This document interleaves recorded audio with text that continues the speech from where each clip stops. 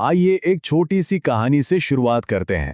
ایک ایسی کہانی جو ہمیں یاد دلاتی ہے کہ ہماری روزمرہ کی زندگی میں کی جانے والی چھوٹی چھوٹی مہربانیاں کتنی بڑی حقیقتوں کو جنم دے سکتی ہیں، خاص طور پر جب بات ان لوگوں کی ہو جو ہمارے لیے سب سے زیادہ اہم ہے۔ تو منظر کچھ یوں ہے کہ ایک گاؤں کا بازار ہے، خوب چہل پہل ہے، اور وہاں دو بڑے گہرے دوست عبداللہ اور خالد آپس میں ہنستے بولتے باتیں کرتے ہوئے جا رہے ہیں۔ چلتے چلتے اچانک عبداللہ کی نظر اپنی ماں پر پڑتی ہے۔ وہ ایک بھاری سی ٹوکری اٹھائے کھڑی ہیں، اور عبداللہ وہ ایک لمحہ بھی نہیں سوچتا، فوراً بھاگ کر ان کی مدد کے لیے پہنچ جاتا ہے۔ اب خالد یہ سب دیکھ رہا ہے، ظاہر ہے وہ بہت متاثر ہوتا ہے۔ وہ عبداللہ سے پوچھتا ہے تو عبداللہ مسکرا کر کہتا ہے کہ یار یہ صرف کوئی نیکی کا کام نہیں ہے، یہ تو ہماری ذمہ داری ہے، ہمارا فرض ہے، اور سچ پوچھو تو اللہ کو یہ کام بہت ہی زیادہ پسند ہے۔ اچھا، اب یہاں سے کہانی ایک بہت دلچسپ موڑ لیتی ہے، کیونکہ یہ جو ٹوکری اٹھانے کا ایک چھوٹا سا معمولی سا عمل نظر آ رہا ہے نا، اس کے پیچھے ایک بہت گہرا اور طاقتور فلسفہ چھپا ہوا ہے۔ دیکھیں، عبداللہ کا یہ جو کام ہے نا، یہ دراصل تربیت کی ایک بہترین مثال ہے۔ تربیت یعنی وہ پرورش، وہ اخلاقی تعلیم جو والدین اپنے بچوں کو دیتے ہیں تاکہ وہ ایک مکمل انسان بن سکیں۔ اور اس تربیت کا مرکز کیا ہے؟ والدین کا احترام۔ ایک طرف ماں ہے جس نے بچے کو دنیا میں لانے کے لیے نہ جانے کیا کیا مشکلیں سہیں، اور دوسری طرف باپ جو پورے خاندان کا محافظ بھی ہے اور سہارا بھی۔ دونوں کی قربانیوں کا کوئی مول ہی نہیں۔ اور شاید اسی لیے کہا جاتا ہے کہ جنت ماں کے قدموں کے نیچے ہے۔ یہ صرف کوئی سنی سنائی بات نہیں ہے، یہ اس گہری حقیقت کی طرف اشارہ ہے کہ والدین کی عزت کرنا، ان کی خدمت کرنا، اصل میں روحانی ترقی کا راستہ ہے۔ اور بتائے سب سے دلچسپ بات کیا ہے؟ والدین کے احترام کا یہ جو تصور ہے، یہ کسی ایک مذہب یا کلچر تک محدود نہیں ہے۔ نہیں، یہ ایک ایسی عالمگیر سچائی ہے جس کی گونج آپ کو دنیا کے ہر کونے میں سنائی دے گی۔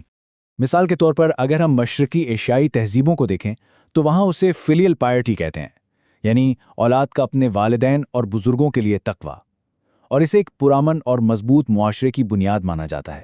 خاص طور پر اگر بدھ مت کی بات کریں تو وہاں اس کا اظہار کئی طریقوں سے ہوتا ہے، جیسے کہ والدین کا شکر ادا کرنا اسے ایک قرض کی ادائیگی سمجھا جاتا ہے، خاندان کی روایات کو آگے بڑھانا، خود کو اپنے ورثے کے قابل بنانا، اور صرف یہی نہیں بلکہ اپنے والدین کے ساتھ روحانی علم بھی بانٹنا، اور بڑھاپے میں تو خاص طور پر ان کا خیال رکھنا۔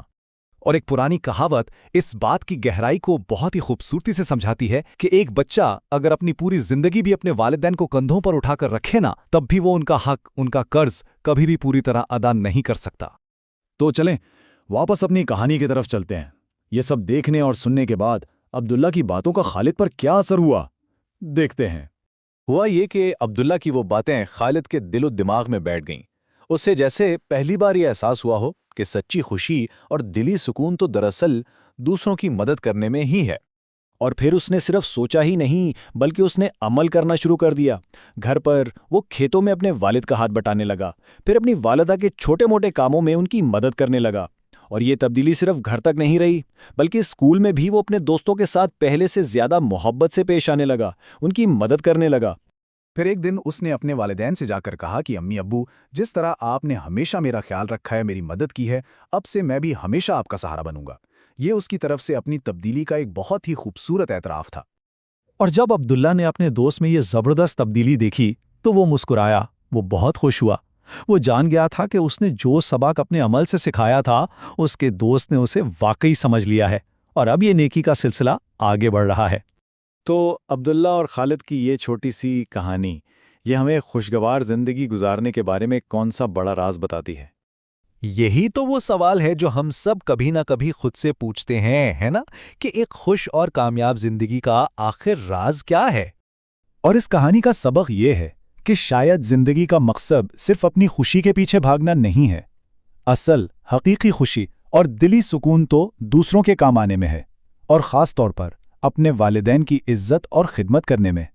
یہی وہ راستہ ہے جو ہمارے دلوں کو سکون دیتا ہے اور ہماری زندگی کو ایک مقصد، ایک معنی دیتا ہے۔